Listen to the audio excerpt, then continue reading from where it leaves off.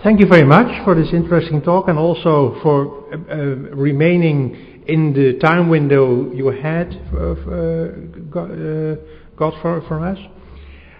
We proceed quickly to the next speaker, Jolijn Pieterse. She's a PhD student from Professor Schwab, and the title of her speech will be Age-Specific Profiles of Intellectual Impairment in PDD-NOS.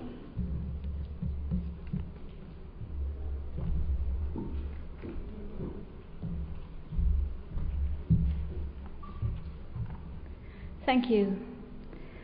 I'm very pleased to have the opportunity to share my results with you today, so thank you, Professor van Engeland, for inviting me.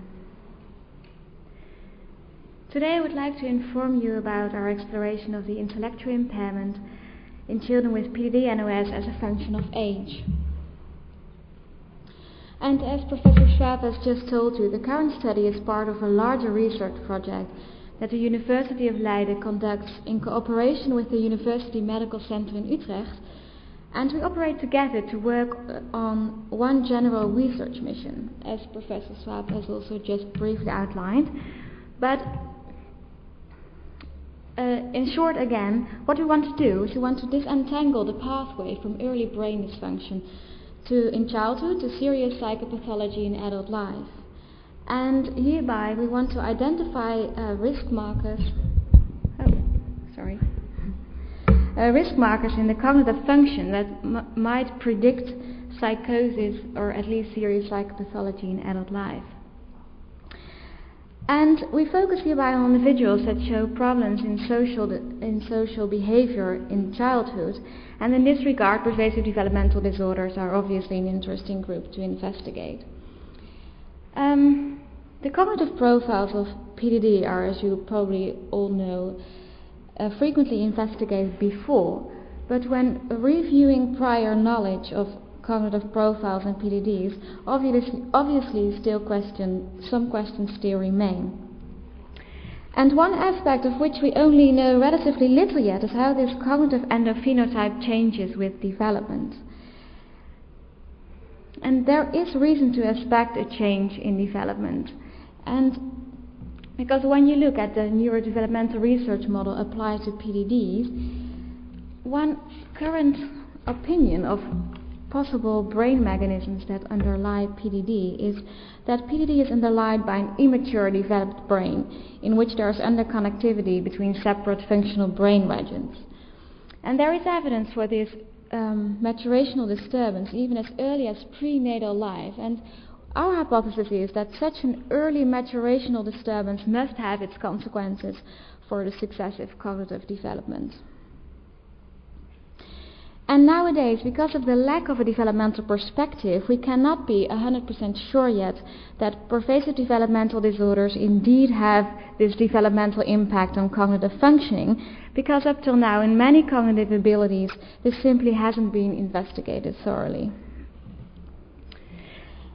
And as I stated before, in the current study we focus on the intellectual impairment, and the corresponding research question is, what is the effect of age on the intellectual impairment of individuals with PDD-NOS?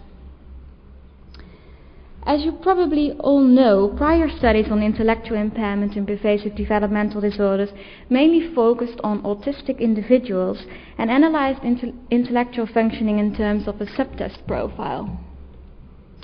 And a characteristic profile was found of relatively high scores on block design and low scores on comprehension and coding. But we believe although this is a consistent finding, not everything is said yet about the intellectual functioning in PDD, and that there are several shortcomings of these studies that limit the generalizability. And I would like to highlight two of them here. First, age was not taken into account, and this obviously relates to the lack of a developmental perspective. And as I said before, although we assume that PDD-NOS has this progressive impact on all aspects of a child's development and also on its intellectual development, this hasn't been proven yet. Secondly, there is hardly any knowledge yet about the intellectual functioning of individuals with other PDDs than autism.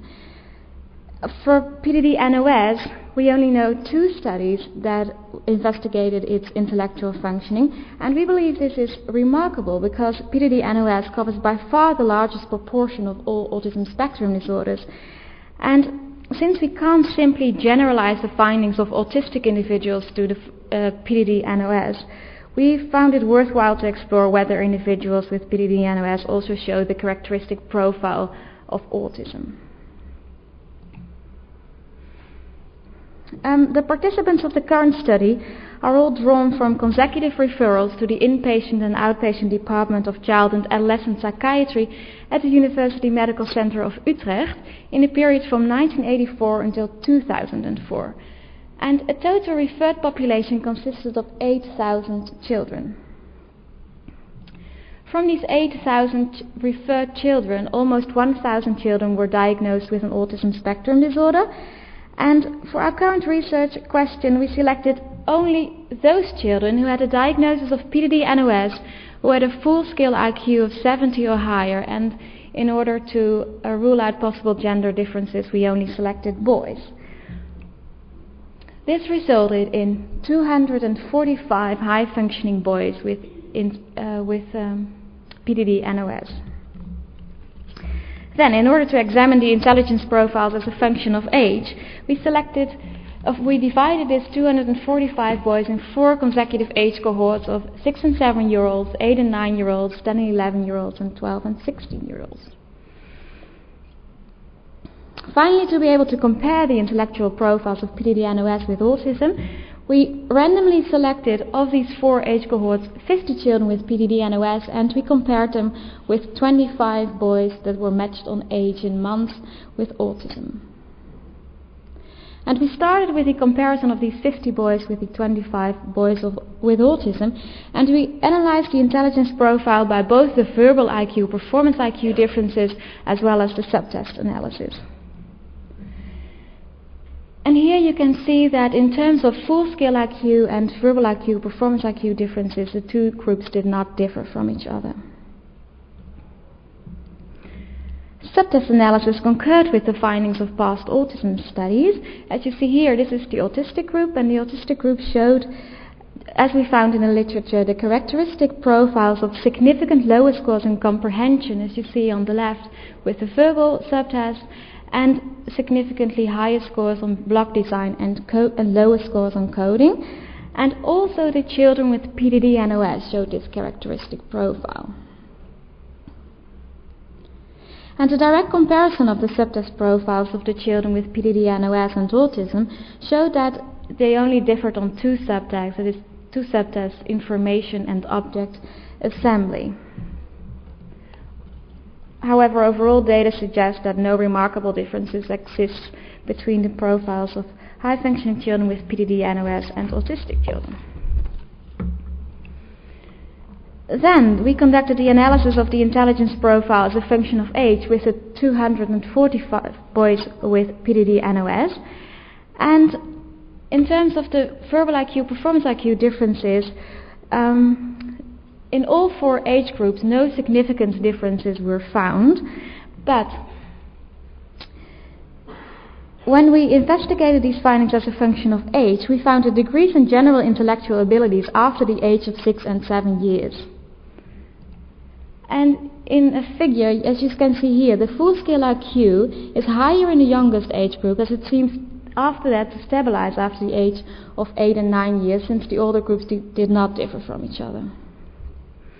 And the same picture was seen on performance IQ and verbal IQ, although verbal IQ did not reach significance. Secondly, in terms of the subtest profile analysis, we found the characteristic strengths and weaknesses present in all 4 age cohorts. Thus, when compared to their own scale mean, we found relatively high scores on block design and relatively low scores on comprehension and coding in all 4 age groups. But when we analyzed the findings of these strengths and weaknesses as a function of age, we found one most striking thing, which is a specific negative age effect with the performance on comprehension. As you can see here, performance on comprehension deteriorated with age, in which each age group did worse than the foregoing one.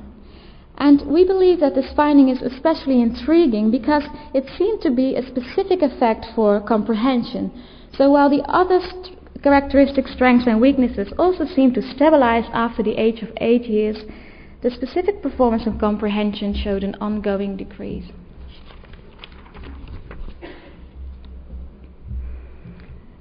In sum, we found the Wechsler intelligence profiles of children with PDD-NOS and those with autism to be highly comparable. And from our exploration of the intellectual profiles as a function of age, we found two remarkable things. The first being that younger children exhibited better general abilities than older children, since full-scale IQ was significantly higher in the 6 and 7-year-old group than in the older age groups.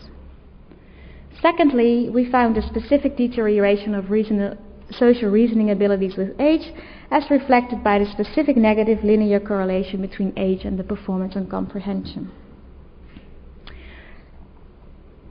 Then, what do we suggest these findings implicate?